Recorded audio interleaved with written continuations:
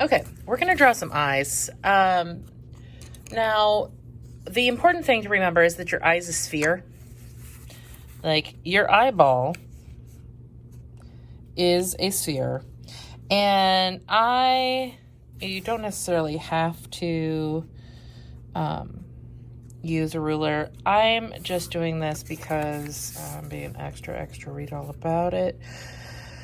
I just want to see that I have actually created something that is the same distance. So that is about 1 3/8. You probably could go with something that's a little bit more memorable, 1 1/4, 1 1/2. You can probably fit into your sketchbook or on a half sheet of white paper. So basically what I'm doing is I'm making 3 boxes, 3 squares, I should say, that are the same size. And I'm going to end up making 3 sets of these. So if you make 3 boxes, then you can just curve the corners until you get something that is spherical, circular inside of here. We're going to be shading it, so just remember that your eye is a sphere, so there's going to be some shading. Like, there's going to be highlight up here, there's going to be shading down here if the light's coming from this direction. You don't need to put anything into the middle box. That is where your nose eventually, like the bridge of your nose goes, because if you're wearing glasses, guess what? There's a little line in there. So I'm going to add a little bit of shading around the bottom here. Now, is that good shading? No. My cohorts, you know. Mrs. Waymer is so much more patient with shading than I am. I am not patient in the slightest. Okay, so in the center of these 2 sphere-ish things, we're going to make our irises. Now, you can eyeball it. It's about 1/3 of the center of that sphere. You can also, if you have access to other circular things, you can trace anything that's circular. My fingers don't work. I can't pick this up off the table. But you can then like figure out how big about 1/3 is. So like I made those lines to kind of figure out where the 1/3 is. That's about how big 1/3 is. I'm going to just put that in there. It's not centered perfectly, but it should work. So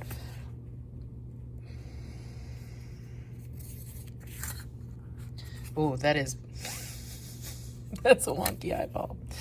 I'm going to take that out because I'm not happy with that. I'm going to move it up and to the left because that was definitely not centered. Still not quite, but it's better. And again, is anything ever perfect? No. I also want to make a pupil in the middle here. You can use the little, things. You can also just eyeball it. That is not centered and I don't like it. Usually the iris of the eye has your pupil inside of it and it is fairly centered and they should be equal. Otherwise, something is probably medically wrong. So,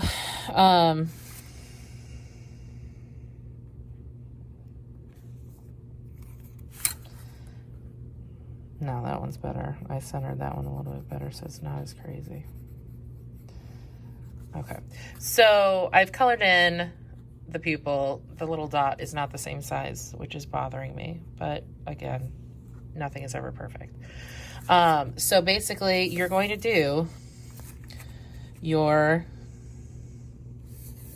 Now, I'm going to quick do it because you have your same amount of space.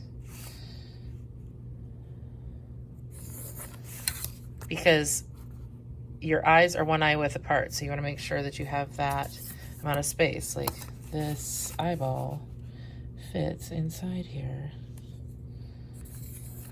Okay, it doesn't actually exist in real life. But so if you are tracing something circular,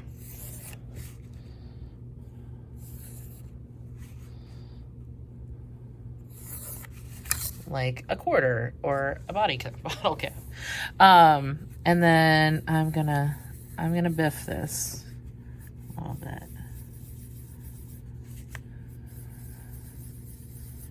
Because again, you don't have to be like overly perfectionistic. So, the thing is, like, if I had a choice, I would definitely be like really obsessing over it. But you don't have to. It's okay. So I'm coloring in the pupil. Pupil is what focuses the light and lets you be able to see things. The iris is the colored part of your eye. So, and you'll notice like the iris on these is bigger because that circle that turns into the sphere is bigger. These are smaller because smaller circle. So it just depends on what you're drawing. Now I'm going to figure out where my tear duct is going to be. So like the tear duct is at the inner corner of the eye, and I kind of like just sort of figure it out and line up on either side, because you want to make sure that they are at least somewhat symmetrical. They don't have to be absolutely perfect, but then you're going to go over the top of the pupil to the other side of the sphere. So don't go beyond it. Just stay on that circle that you drew. Okay, so there's my upper lid. Do you need to worry about that part of the iris that shouldn't be showing? No, because you're going to be shading and you're going to be adding a crease and you're going to be doing a whole bunch of stuff, so don't worry about it. Then you're going to have your water line that comes underneath, kind of comes up here. So you've got your eyelid underneath. So same thing, I'm going to come in, sort of touch the bottom of that iris, and then come around, and then come back.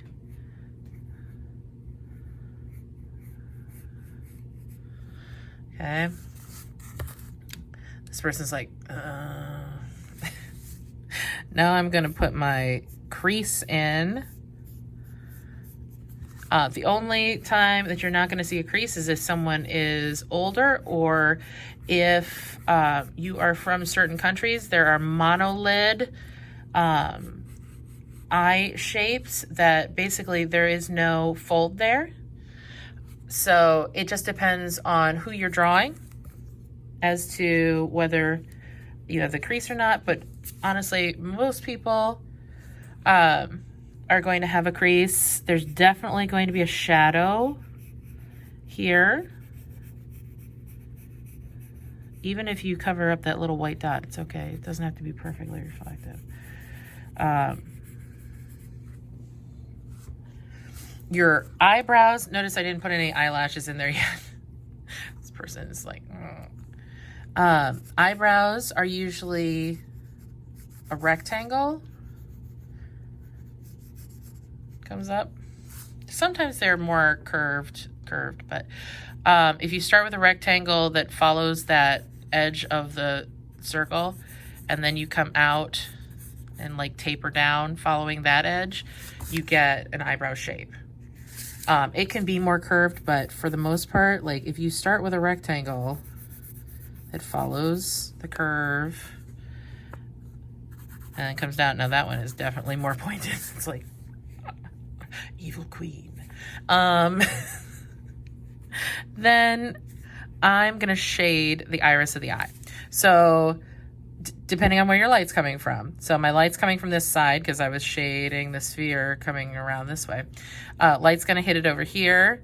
There's going to be a shadow. So this is gonna be a darker shade.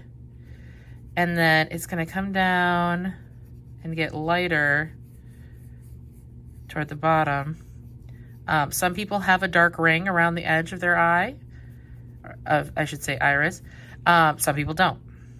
It is a dominant gene to have the darker ring around the iris of the eye. If you do not have that dark ring around, that means you have a recessive gene, which is rarer. And that brown eyes are the most common color of eyes. And technically violet eyes are the most rare.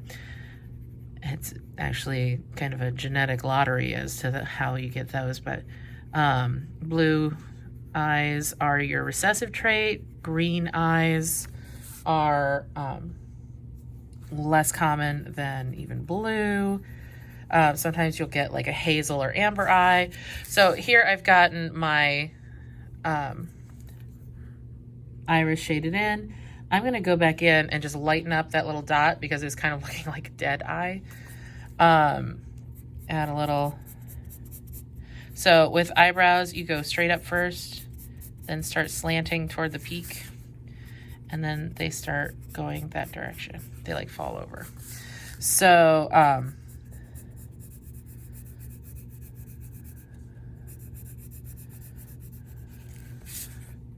and like those are a little fuzzy. They need to be groomed a little bit, but definitely has more of a masculine vibe because you're not seeing very many of the eyelashes. I'm going to shade a little here around. And you'll notice like there's always shadow in there. There's usually a shadow here as well because light comes down and there's like a little fold right there around the edge of that sphere. Usually you'll get a highlight here, maybe get a highlight here, like right there at that sort of peak of the sphere. So then once you get your shading sort of range, eyelashes, like right now this has more of a masculine vibe because you're not seeing as much definition in the eyelashes. However, guys have eyelashes. They just tend to not be as defined because they are usually not like gelled up. The other difference is like people with dark hair usually have really beautiful prominent eyelashes naturally. People with blonde hair, sometimes you can't even see eyelashes. So it just kind of depends.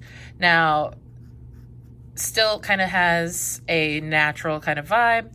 I'm going to go like all out, like this person just got some eyeliner and they're playing around with it. So like if you do your makeup, if you're like playing around with your makeup and you like some wings on there, you like to emphasize like your lower lashes, they're going to come out. They usually grow in pairs.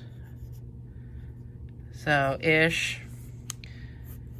This person just got some like false lashes and they're like going to town.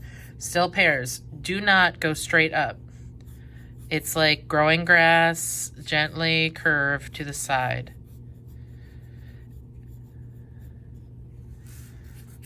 Okay.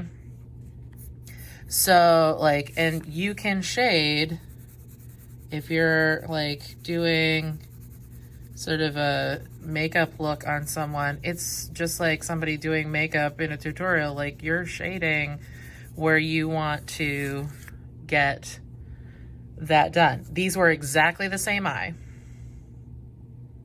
So it really just depends on how you add the shading, how you add things in as to what your end result is. Eventually there's going to be a nose between here and there's going to be shading. No, I wouldn't normally do that with my finger. It's not a good idea. It tends to smear. So I'm going to do another couple of eyes here. I'm going to come all the way up over the top and just clip the top of the iris on this one. So they're a little more open. So when I do my tear duct here and kind of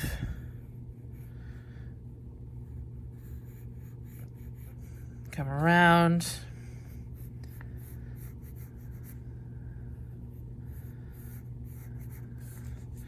I'm going to put my crease in. Maybe we'll go with more of a curve eyebrow here and go loop, like kind of a long oval and then out. So like follow the curve with like a long oval. Still, same thing. You don't want it to be too far over from the tear duct because it'll look strange. And they are sisters, not twins. But this is more of a curve rather than a arch. This one's down a little bit lower. It's okay, no worries. Shade under the top eyelid. I have to get my other crease here.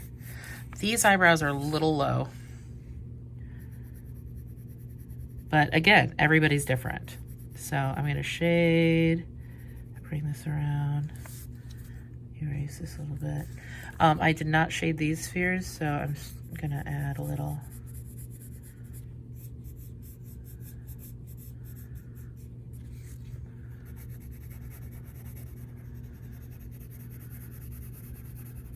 Because there would be a shadow there.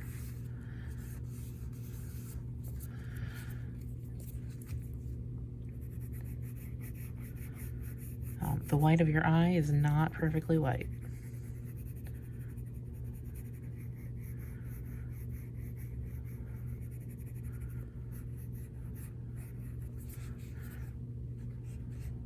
You can add a little bit of highlight in.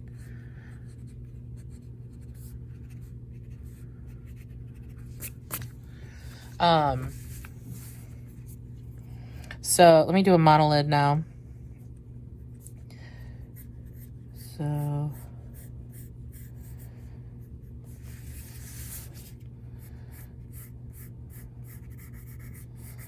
and you can really, if you don't like the way your like first line looks, you can play around with that shadow and you can incorporate it in, just like figuring out where your stuff is. You know, a lot of people shy away from shading, but it's a really good way to, when you're sketching, you know, you are figuring out where things are. I just put that in and I said I was going to do a monolid. I didn't even listen to myself.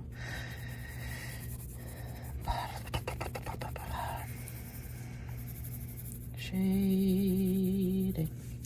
Okay, so monolid.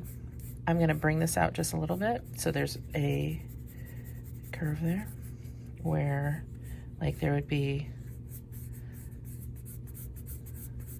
let's get eyebrow. Okay, there'd be a little shadow here. That's going to come up. There's going to be a highlight.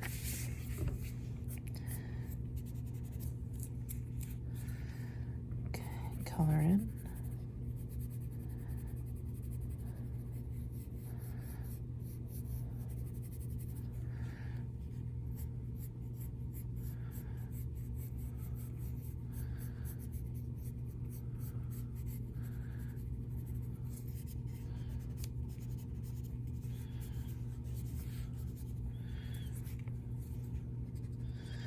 Now I can still definitely see my circle because I kind of got that in there, but it tends to give it more of that monolid look if you go in there with that.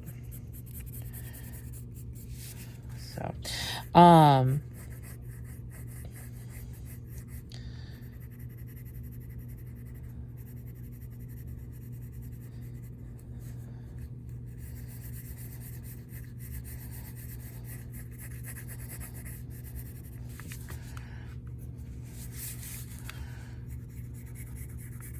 I usually like turn my paper in a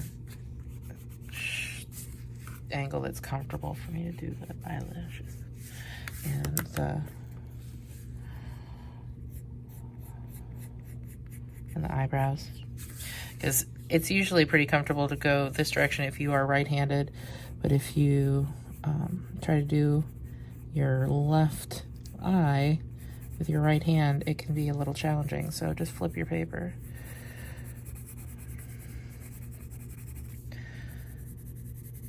And there are lots of different eye pictures that you can look at online. But that's the general idea. You can also work in color into your eyes.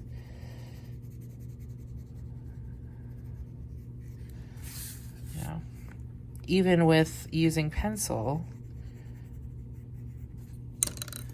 to shade, you are able to go in with other color with that underneath.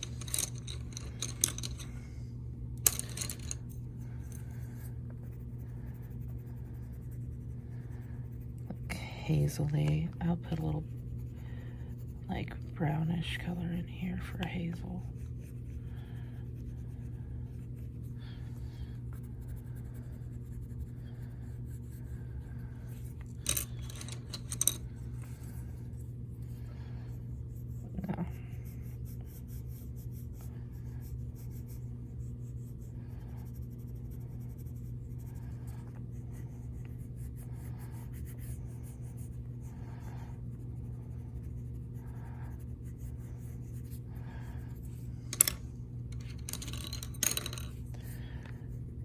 Kind of counterintuitive to put orange in eyes, but there are a lot of brown eyes that have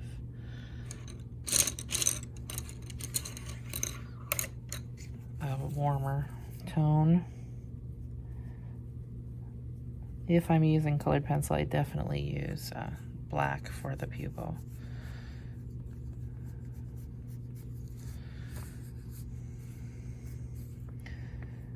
So I feel like I could go further into this, but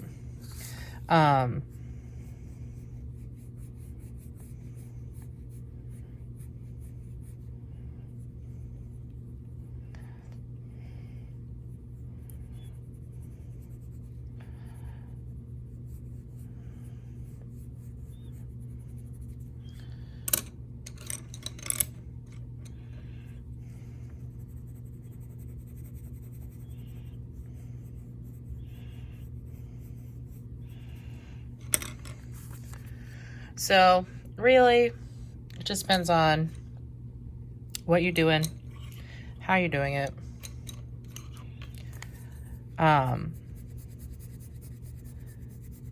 But the more you practice, the better you get. And if you kind of figure out the basics, it makes everything else easier.